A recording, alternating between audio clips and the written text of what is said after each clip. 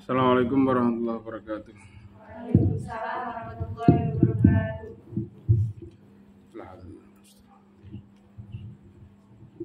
Al-Fatihah.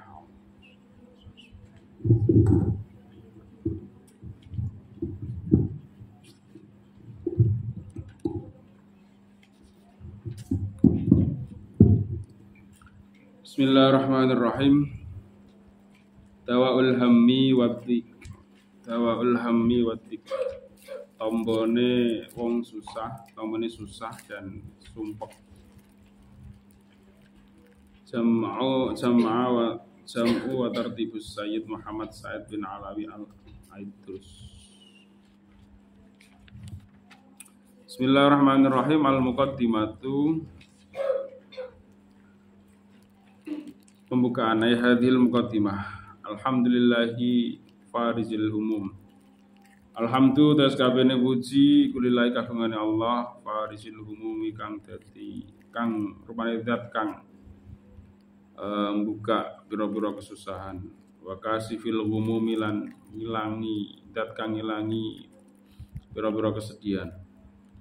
Wassalatu ta sholawat wassalamu lan rahmatan lan keselamatan ala nabi ngatasé nabine Allah sayyidil khawasi wal umum rupane bendarane makhluk kang khusus-khusus lan kang awam-awam wa ala alihi lan muga tetep ing ngatasé keluargane nabi wa sahbihi lan sahabate nabi wa man lan wong tabi'a kang anut sapa man hum ing alihi wa sahbihi ihsanin kelawan bagus ila yaumil ma'lum maring dina kang wis den ngerteni dina kiamat.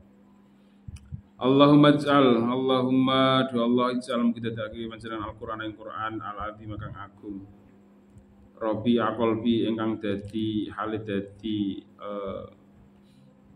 semine ati ingsun, uripe ati ingsun. Rawa nura basari lan cahayane peninggal ingsun.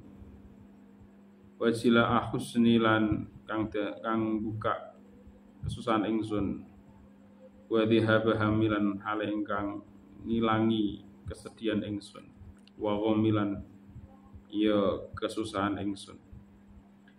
Allahumma do Allah ij'al mukidati panjenengan limaring ingsun min kulli hamin saking saben-saben kesusahan wa ghamin lan kesedihan. Asbahtu esuk sapa ingsun wa amsaitu lan sore-sore sapa ingsun fihi ing dalem hammin wa ghammin dadi iku farajan ilang wa mahrajan lan terbebas. Jadi kitab ini membahas nanti akan tentang amalan-amalan atau amaliyah-amaliyah yang bisa menghilangkan hammin wa ghammin, kesusahan, kesedihan dari perkara-perkara atau urusan-urusan duniawi maupun ukhrawi. Ketika sedih, ketika susah, ketika lagi sumpek, seperti apa, bagaimana kita mengatasinya, atau amaliyah-amaliyah apa yang akan kita lakukan, nanti akan dijelaskan di dalam kitab ini. Wa ba'dulan dalam sawuse basmalah hamdalah sholawat salam fanahmatul moga muji sapa ingsun Allah Gusti Allah taala ala nikmatul Islam ing atase nikmat Islam. Fahya mongko ta nikmatul Islam wal wiqayatul uzma ketetapan kang agung minta ilhami atau pengreksa kang agung minta ilhami saking pilorone sedih wadi kilan rupek sumpek.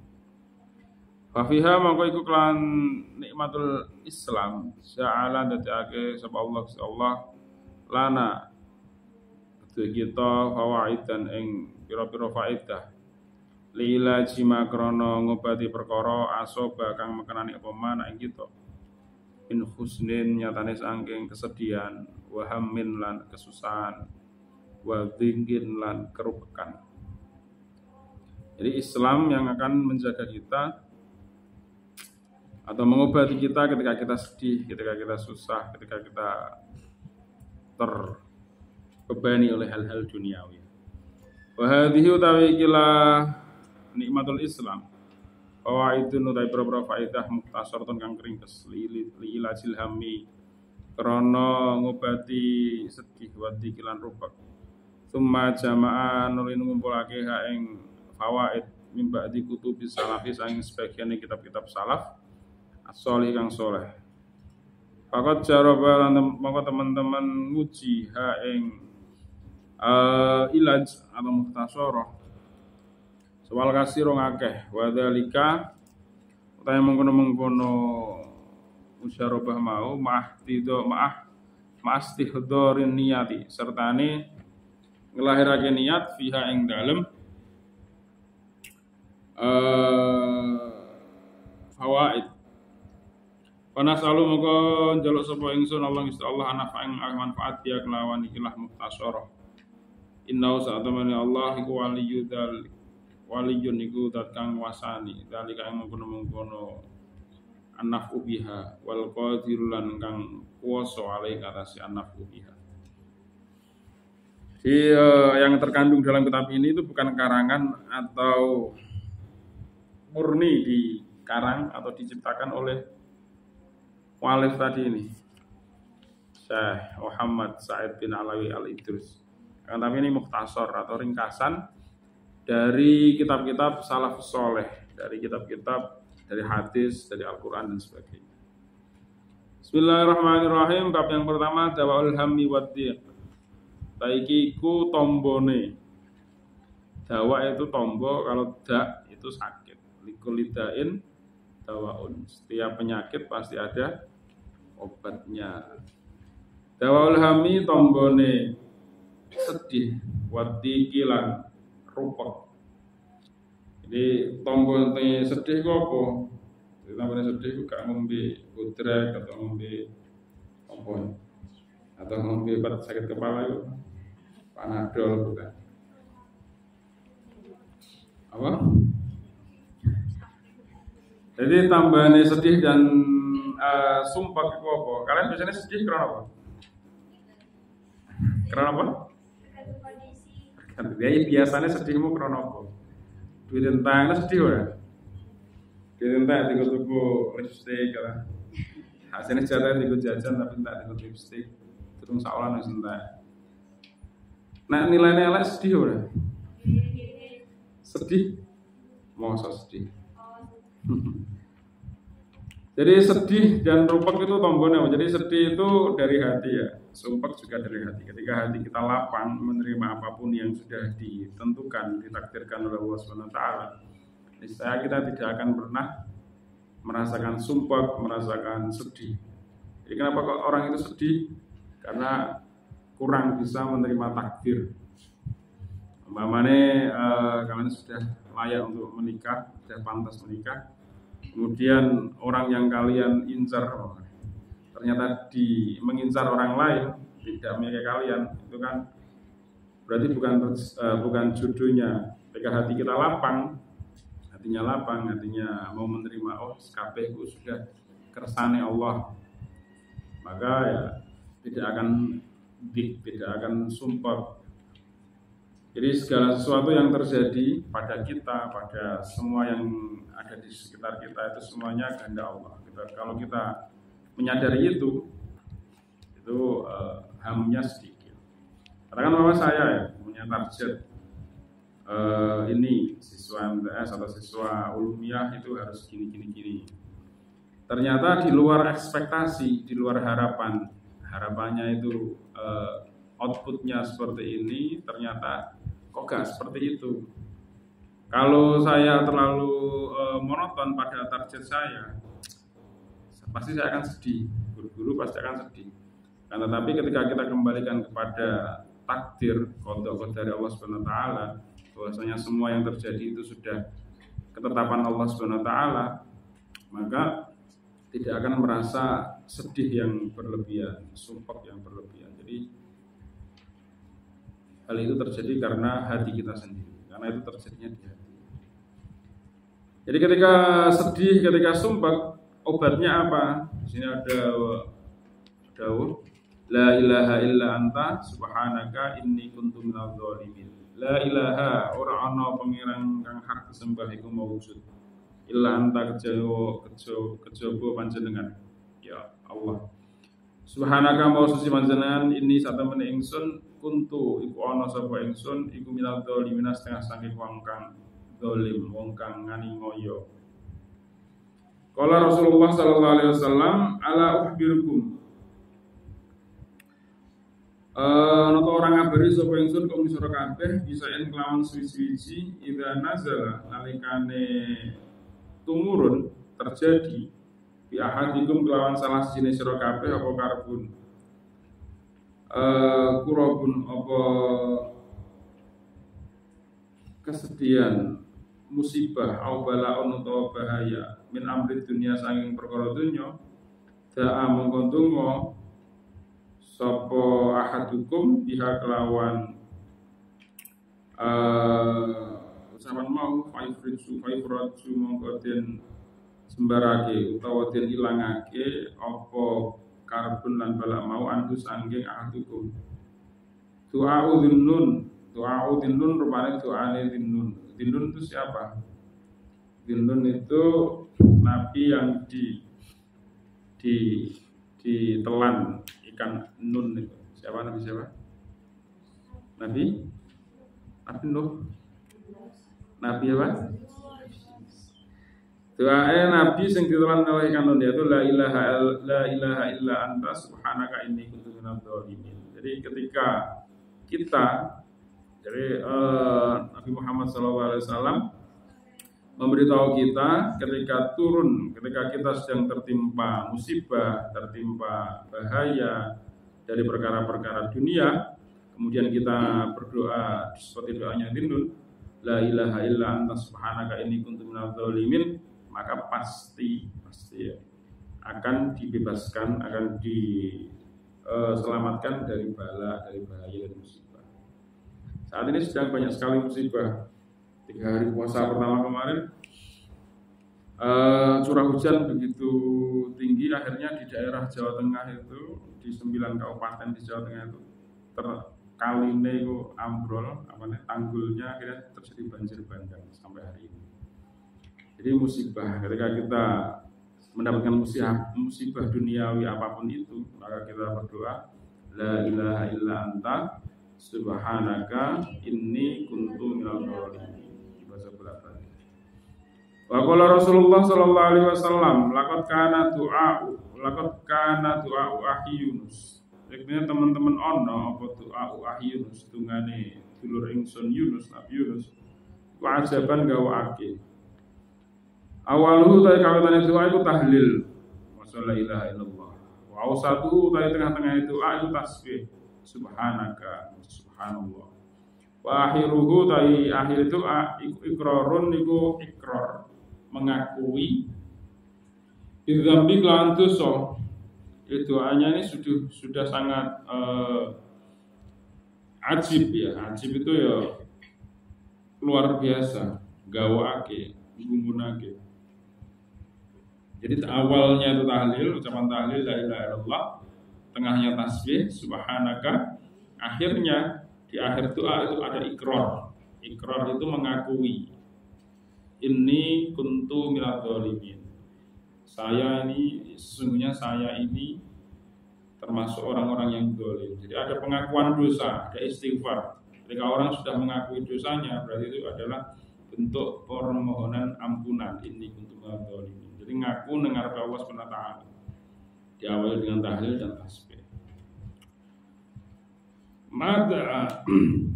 Mada ora donga bihi kelawan donga sapa mahmumun wong sing kang den coba wong sing disusahake wala makrubun lan ora wong sing den rupekake wala madyunun lan ora wong sing utangake artinya wong sing akeh utangi fi yaumin ing dalam satu hari salah sama rotin lawan telung ambalan illas tujiba coba bakal diijabahi disembadani sapa lahu man.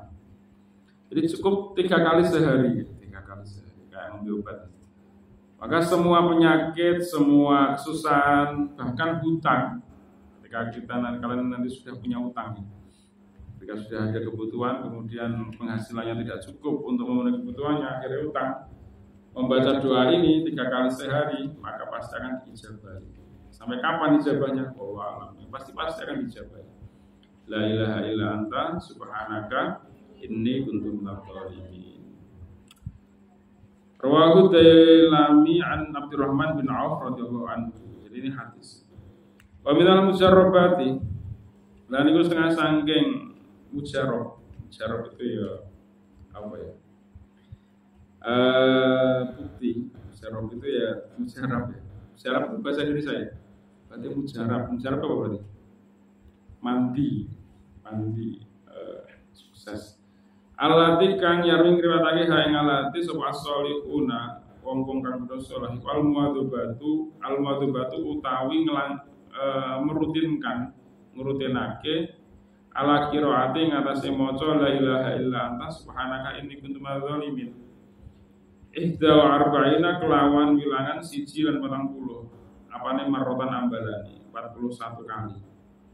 Ila faslin lawan tanpa pisah pada sholat subhi ing dalam sause sholat subuh arba'ina yauman ing dalam 40 apane yauman dinani mutataliyatin kang reruntutan bilan kitoen kelawan tanpa terputus. Jadi mujarabate karena ini mujarab ya mandi. Kalau kamu punya hajat pengen sesuatu, pengen mendapatkan prestasi yang baik, setelah selesai aliyah, pengen kuliah atau pengen melanjutkan studi di level yang lebih tinggi, kemudian benar-benar pengen dan dirasa itu sulit, maka baca ini setelah subuh 40 kali ya setelah subuh. Jadi kalau walaupun sedang haid, ini kan bukan Al-Quran, tetap dibaca seolah setelah sholat subuhnya orang-orang selama 40 hari tanpa terputus. Katakan mulai dari hari pertama sampai terlalu gak pernah lubang sama sekali. Kalau sampai lodang, kelalen ternyata isu duha kawiling rumoco, berarti mulai dari nol lagi kalau minta lihat ini. Berapa kali? 41 kali. Maka akan mujarab itu ya musyarabat itu ya musyarab ya diijabahi oleh Allah Subhanahu wa taala hajat-hajatnya. Warattaba lan ngruntutake sahabat ngerotipake artinya ya digawe dan sahabat itu sebagian ulama as-sholihun qiraataha ing maca doa yaumian ing dalam saben-saben dina al-qamaratin sewu ambalan li al-rodi diniyatin krana sejo-sejo kang bangsa agama wa dunyawiyatin lan bangsa dunya kathiratin kang akeh asulu mawa hasil apa hajat biidznillah taala lan idin Allah taala. Bahkan dibaca kalau hajatnya itu hajat yang sangat besar, hajat yang luar biasa besar, maka dibaca setiap hari tidak cukup 40 kali atau 41 kali, tapi dibaca 1000 kali. Mama kamu pengen nyalon kepala desa, itu kan hajat yang besar ya.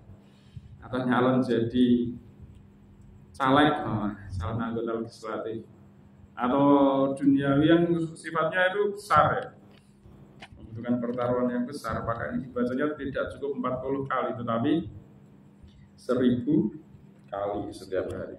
Maka insya Allah akan hasil, idznillah insya Allah. Waratabalan rutinake sobatun sebagian ulama qiraatah ing maca doa ba'da sholatil witri ing dalam sawise salat witir arba'ina marrah 40 kali. Salat witir itu salat yang dilakukan setelah salat Isya. Kalau kita kan rata-rata melakukan salat witir itu setiap tarawih ya. Kalau enggak awalnya tarawih salat witir boleh.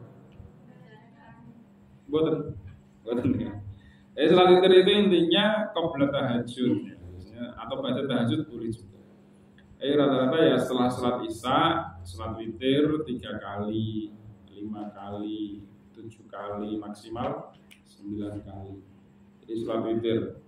Ada yang mengatakan tidak usah pakai tasyahud awal, jadi tasyahudnya akhir dong. Mama 3 kali ya 3 rakaat terakhir langsung tasyahud untuk salam, atau 5 rakaat, 7 rakaat juga sama seperti itu. Dan juga yang Rakaat ini dua rakaat, jadi dua rakaat yang terakhir satu rakaat. Jadi banyak riwayatnya. Dibaca 40 kali setelah sholat witir. Walhasil utawi kesimpulannya anal iktar sak temene ngakeh-ngakeh minas ngingku ul mau indal hami nalikane sedih wal pemilan susah wan nawai bilan nalikane kena musibah wal muhimmati lan nalikane menghadapi perkara-perkara penting urgent hasan ku bagus wa kasifun lan bakal ngilangake laha maring hamin wong. Jadi tidak hanya ketika sedih, tidak hanya ketika susah, tapi ketika dalam mendapatkan musibah apapun, musibah dunia itu pun ataupun dalam mempunyai kepentingan ya maksudnya tadi. Kalau kamu punya ambisi, pengen ranking siji, selain sinau yang ngompong, juga pakai wiridan ini. La ilaha illa anta subhanaka inni kuntu minadz dzalimin. Dibaca berulang kali. Min kitab Abu Babil Faraj Sahifah 154. Jadi ini dinukil atau diihtisar dari kitab Abu Babil Faraj. Bismillahirrahmanirrahim. La haula wala quwata illa billahil aliyil azim. La haula wala quwata illa billah. Jadi ini doa yang lain, wiridan yang lain. La haula wala quwata illa billah. La haula ora ana daya iku maujud wala quwata lan ora ana kekuatan iku maujud illa billahi kejaba kelawan daya lan kekuatane Allah Subhanahu wa taala. Ya utawi qaul ya utawi la haula wala hauqalah iku dawaun dadi tamba wa syifaun lan dadi tamba litis atin wa tisina maring 99 litis atin wa tisina dain maring 99 penyakit. Wahia utawi hauqalah iku dafiatun nolak lil hami maring sedih wal husni lan susah wal mutasalliti lan perkara kang nguasani alal qalbi ing atase ati wal musilan perkara kang nungkulake menyibukkan lil abdi kedue kawula min kulli khairin sang saben-saben kebagusan wa fadlin lan keutamaan. Jadi obatnya 99 penyakit. Bisa menolak kesedihan, menolak kesusahan, bahkan menolak sesuatu yang nungkepi hati. Kadang-kadang kan mungkin kalian pernah merasakan. Jadi kayak semacam hati kalian tidak tenang. Hati kalian tidak tenang ketika mau menghadapi sesuatu, maka bacalah ini. Al-Qur'an. La haula wala quwata illa billah. La haula wala quwata illa billah, dibaca sebanyak-banyaknya. Fa Nabi Hurairah radhiyallahu anhu an Rasulillah sallallahu alaihi wasallam qala man ta sapa wong iku kala ngendika sapa man la haula wala quwata illa billah kana monggo ana apa haula iku dawaan dadi tamba min tis'atin wa tis'ina da'an saking 99 apane da'an penyakit aisaruha utawi paling ringan-ringane penyakit da iku alhamu sedih susah rupot ning atine. Kalau sedang sedih sedang susah oleh perkara apapun maka baca la haula wala quwata illa billah. Artinya la haula wala quwata illa billah itu kita mengikrarkan atau mengakui bahwasanya tidak ada yang mempunyai daya, tidak ada yang mempunyai kekuatan kecuali Allah Subhanahu wa taala. Manusia ini hanya menjalankan nglakoni untuk titipan kekuatan sing Allah Subhanahu wa taala. Kita bisa berdiri, kita bisa duduk, kita bisa ngomong, kita bisa apa saja yang kita lakukan sehari-hari itu haulanya atau kekuatannya itu hanya titipan dari Allah SWT. Sewaktu-waktu bisa diambil oleh Allah. Ada orang yang tiba sehat walafiat, bahkan habis olahraga tiba-tiba kekuatannya hilang, stroke, mati, serangan jantung dan sebagainya. Itu menunjukkan bahwasanya kekuatan daya dan kekuatan itu hanya miliknya Allah Subhanahu wa taala. Jadi jangan sombong, jangan merasa lebih baik daripada orang lain, lebih kuat daripada orang lain. Karena itu semuanya hanya milik Allah Subhanahu wa taala yang dipasrahke, dititipke kepada kita. Wa qala Rasulullah sallallahu alaihi wasallam man kathurat humumuhu, ta sapa wong iku akeh apa humumuhu kesusahane wong wa humumu lan kesedihane wong Fal yuksir mongko ngakeh-akeh sapa wong min qauli saking ucapan la haula wala quwata illa billah. La haula wala quwata illa billah. Ini doa kedua. Yang pertama tadi la ilaha illa anta subhanaka inni kuntu minadz dzalimin.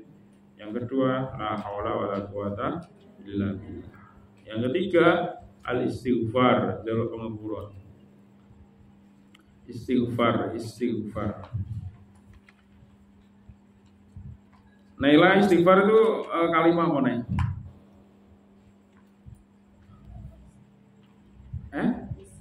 Isim apa? Akhirnya master nih ya. Dari mandi apa?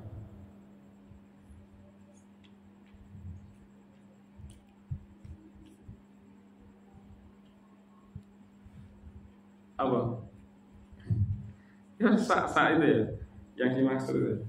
Istighfaro, yastaghfiru, istighfar.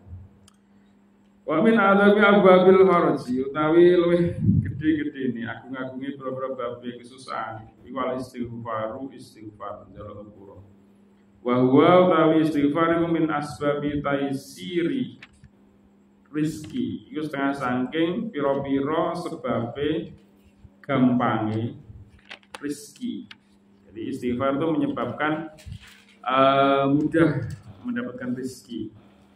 Wadalat lanuduhake ala fadlihi ngatasi keutamaan istighfar apa nususul kitabi pira-pira nas apa ketetapane kitab was sunnati lan sunnah wal ahadits lan pira-pira hadis Sayyidul Ahbabi wa sayyid hadis Sayyidul Ahbabi lan hadise bendorone pira-pira kekasih sallallahu alaihi wasallam wa fihi lan iku min dalam istighfar takfirun utawi lebur lidzunubi maring pira-pira dosa wa tafrijun lan buka ngilangake lil kurubi maring pira-pira rupek kesusahan wa idhabun lan ngilangi lil humumi maring kesusahan badafun lan nolak lil humumi maring kesedihan. Jadi humum itu sebenarnya susah, sedih, merana ini seperti itu. Padahal kalau mengkono istighfar di anna kasratal humumi karena saat temene akeh-akeh kesedihan wa tawalil akdari lan runtutane atau beruntune pira-pira kesusahan susah hilang susah meneh jadi tawali jadi terus bar kesandung lorone ilang akhir jeduk hilang lorone bathuke terus bar iku kepleset niat diruntut terus kesedihan secara fisik maupun hati. Sababuha utawi iku utawi sebabe kabeh mau kasanalu humum tawal akdar umum dan sebagainya kurub mau iku su'mul dunubi iku sial utawa banget itu so wali isra'ilan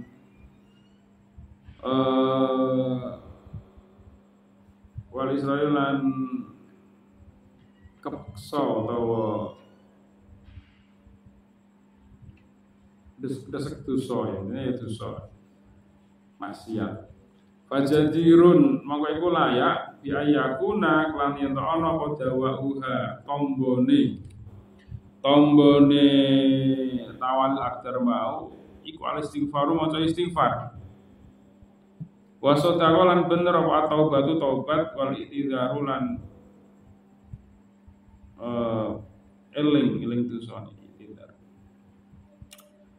Jadi kenapa kok kita susah? Itu karena dosa yang kita lakukan. Entah itu disadari atau tidak disadari dosa. Ada orang melakukan dosa itu tapi tidak sadar. Orang sadar nah itu dosa.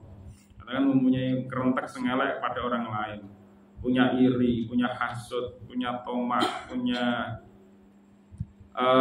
hati yang artinya ya pokoknya hatinya itu mikir elek terus pada orang lain, suudon dan sebagainya. Tidak sadar kalau itu dosa. Karena tidak sadar berarti kan dia tidak merasa berdosa. Karena tidak merasa berdosa akhirnya tidak istighfar.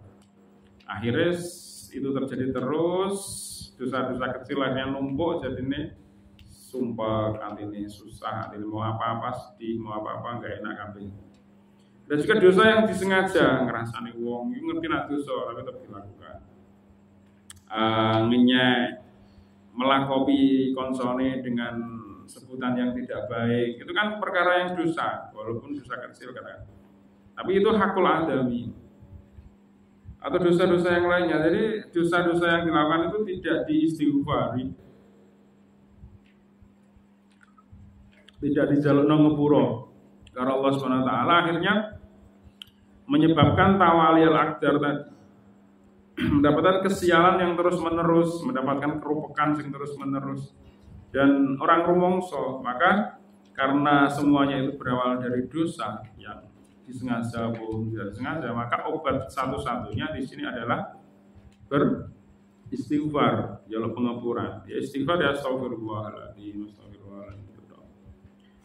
Qala Rasulullah sallallahu alaihi wasallam, man lazima al istighfar, man utai sapa wong iku lazima langgenggi tetep iso man al istighfar ing jaluk pengapura, jaluk pengapura.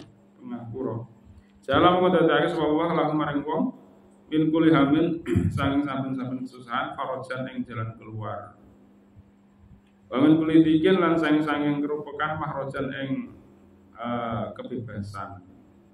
Wa razaqo lan paring rezeki sapa Allah ku ing man min haitsu la yahtasib saking arah-arah sing ora dinyono-nyono. Rezeki yang tidak terduga-duga, hidup dapat rezeki yang luar biasa. Jadi kalau kita melazimkan langgengake utawa membiasakan istighfar, sithik-sithik istighfar, astagfirullah. Jadi nang ati ya ora kudu dibanter-banter. Maka akan dibebaskan dari setiap kesedihan, dari setiap kesumpekan, ada jalan keluarnya. Setiap ada kesulitan pasti ada maharajan, ada jalan keluar. Dan Allah akan memberikan rizki yang tidak terduga-duga. Jadi rizki yang tidak terduga-duga itu ya, mamanya kamu biasanya seminggu dikasih kiriman orang tuamu 100.000. Wah, kira terduga-duga orang tuamu juga dapat rezeki yang banyak karena kamu sering istighfar. Akhirnya ditambah 50.000, jadi 150.000. Rizqun min haitsu la yahtasib. Rawahu Abu Dawud wa Nasa'i wa Ibnu Majah wal Hakim. At-Taharah yang ke berapa? Yang keempat, cara terbebas dari kesusahan dan kesedihan itu at-taharatu, sesuci. Kala ketika sapa Imam Amr bin Saqqaf as-Saqqaf radhiyallahu anhu, "I'lam." Ngerti sapa sira awalan dalam kawitane anna mimma sak temene iku setengah sing perkara ya fa'u kang nolak apa ma alhamma yang susah wa husna lan sedih. Wa yusrihulan jembarake apa ma as-sadra ing dut ati. Wa yusahhihu lan nyihatake apa ma'al badan ing badan. Iku anadhafatu kebersihan. Al badaniyatu kang bungsu awak. Wa taharatu lan sesuci ala kamali sunnati ing atase sempurnane sunnah al Muhammadiyah kang bungsu Muhammadiyah. Berarti ora NU. Sunnah yang Muhammadiyah. Sunnah sing bangsa sunnah Nabi Muhammad. Wa jaful waswasi lan nolak was-was itu ragu-ragu. Asyaitoniati kang bangsa setan. Wal qiyam lan jumrengi ala sholate ing atase salat bidafi sawalili kelawan ngilangake ketumpul atau kesibukan al-qalbiyati kang bangsa ati. Jadi yang keempat, trik untuk terhindar dari kesedihan dan kerupakan hati itu adalah sesuci. Kenapa kok sesuci? Itu bisa menghilangkan kesedihan, menghilangkan kesusahan. Penjelasan dari Imam Umar bin Saqqaf ini. Jadi ketika kita sedang suci badannya, suci sedang toharoh dari hadas kecil, hadas besar, ataupun suci dari najis mukhafafah, najis mutawassithah maupun najis mughalladah, pokoknya suci intinya.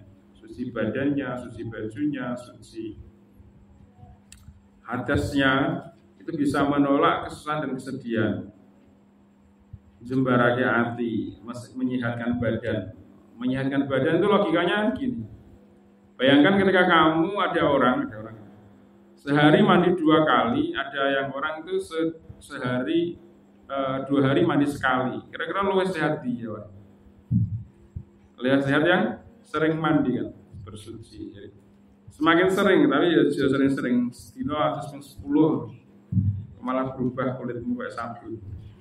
Jadi mandi itu menyehatkan badan. Orang mandi itu menyehatkan badan. Apalagi kalau mandinya mandi yang bernilai sunnah. Mandi yang bernilai sunnah itu berarti di situ ada mengalirkan air ke seluruh anggota tubuh, mulai dari ujung rambut sampai ujung kaki semuanya, entah itu keramasan atau enggak keramasan. Itu mandi yang bernilai sunnah, mandi yang bisa diniati dan dapat kesunahan. Jadi ketika kalian mandi apapun itu ya, kalau mandimu itu mandi yang sempurna, seluruh anggota tubuh dibasahi, maka di situ bisa kalian niatkan nawaitul husla sunnatan. Nawaitul husla sunnatan. Kalian niati ya, mandinya diniat. Karena di situ akan menyehatkan badan. Semakin sering mandi, keringetan sidik mandi atau sebagai minimal mandi itu berapa kali? 3 atau 2? Hah? 2 ya rata-rata ya. Minimal kan 2 kali. Pagi mandi, sore mandi. Kalau sampai pulang sekolah kau pecut kan ngomongnya. Iya, pulang sekolah mandi lagi juga enggak apa-apa. 3 kali maksimal. Jadi di situ nyehatke badan, karena di situ ada an-nadzafah al-badaniyah, kebersihan badan. Masih mandi 3 kali, tapi ternyata bajunya tidak ganti sehari, ya bodoh. Setelah mandi berarti ganti baju, karena di situ ada an-nadzafah al-badaniyah. Kelaminnya ganti, kudungnya ganti, semuanya yang sebelum mandi tadi diganti semuanya, maka akan bersih. Wa thaharah ala kamalis sunnah. Jadi bersucinya juga suci yang sempurna. Katakan mama wudu, menjaga diri dari hadas. Ya orang yang menjaga diri dari hadas. Pokoknya setiap batal, setiap dia hadas kecil, selalu langsung ambil air wudu sampai wajahnya itu berseri-seri. Ada min asaril wudu, asar-asar bekasnya wudu, bekasnya suci. Dengan sesuci yang wudu yang sempurna, mulai dari wudu itu membasuh tangan, berkumur, ngisep banyu irung, kemudian membasuh wajah 3 kali, membasuh tangan kanan 3 kali, kiri 3 kali, membasuh sebagian kepala 3 kali, telinga 3 kali, kaki 3 kali. Dengan kamal itu sempurna. Jadi toharohnya itu toharoh yang sempurna, bukan toharoh yang asal-asalan.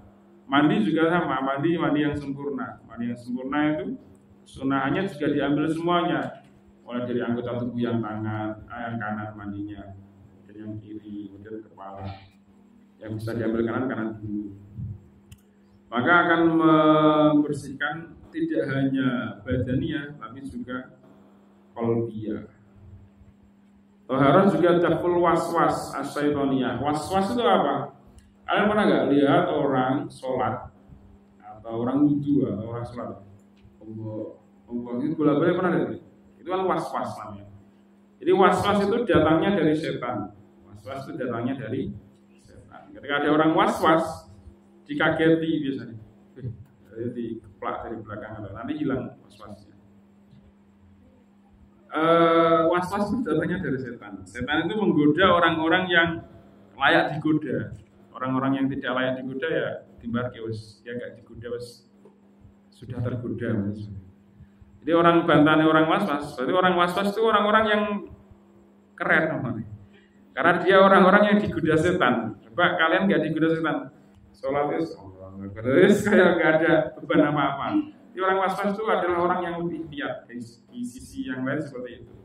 Tapi was-was tetap jelek ya, was-was asyaitoniyah. dia harusnya takbir sekali Allah. Ketika sebelum takbir dipersiapkan dengan baik, diniatkan dulu atau baca qul a'udzu birabbin nas atau membaca syahadat dan sebagainya. Ketika takbir pertama pasti langsung jadi. Atau orang wudu, bola-bola saya muncul-muncul ada nggak seperti teman kalian? Ada ya mas ya, itu muncul-muncul sampai bergerak. Supaya setiap dia wudu pasti basah semua bajunya. Karena dia was-was, ini sah atau enggak, ini sudah sempurna atau belum, ini tadi sudah niat saya ini sudah. Jadi orang was-was itu cenderung orang yang sebenarnya, orang was-was itu cenderung orang yang paham, orang yang tahu. Kalau dia tidak paham, kalau dia tidak tahu, dia tidak akan was-was. Jadi dia ragu-ragu terus. Tapi satu sisi orang was-was juga tidak baik. Jadi ada plus, ada minusnya sama-sama. Jadi toharoh ini juga bisa menyembuhkan penyakit was-was. Wal qiyam ala sholat bidafi sawagil al-qalbiyah. Jadi ketika sholat, toharoh itu juga bisa menyebabkan sholat kita lebih khusyuk.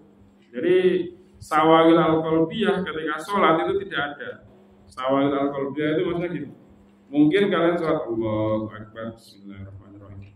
Mulutnya bilang gitu, tapi artinya atau pikirannya nih. Ya ora pembantu atau ya posisian oh duitku tak kan ditolong arek liya ora. Jadi ada sawagil al-qalbiyah di situ ada. Yang sebelumnya tidak kepikiran, dalam sholat itu kadang-kadang kepikiran.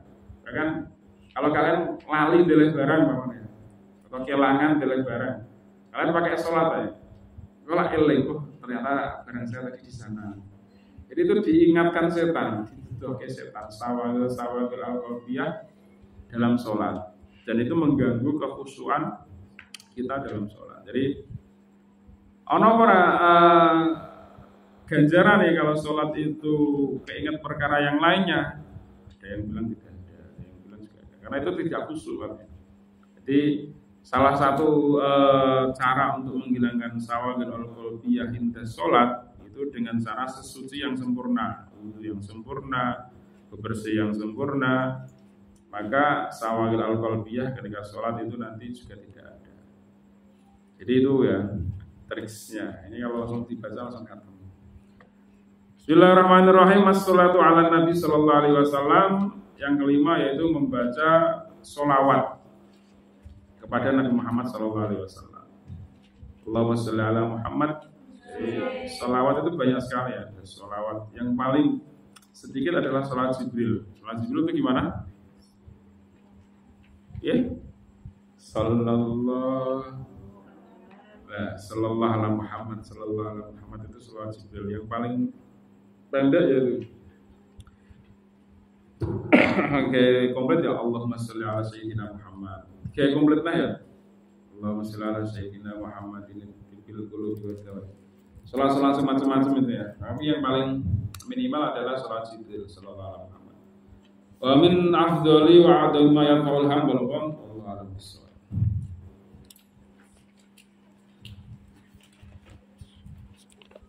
Kita tutup dengan alhamdulillah. Assalamualaikum.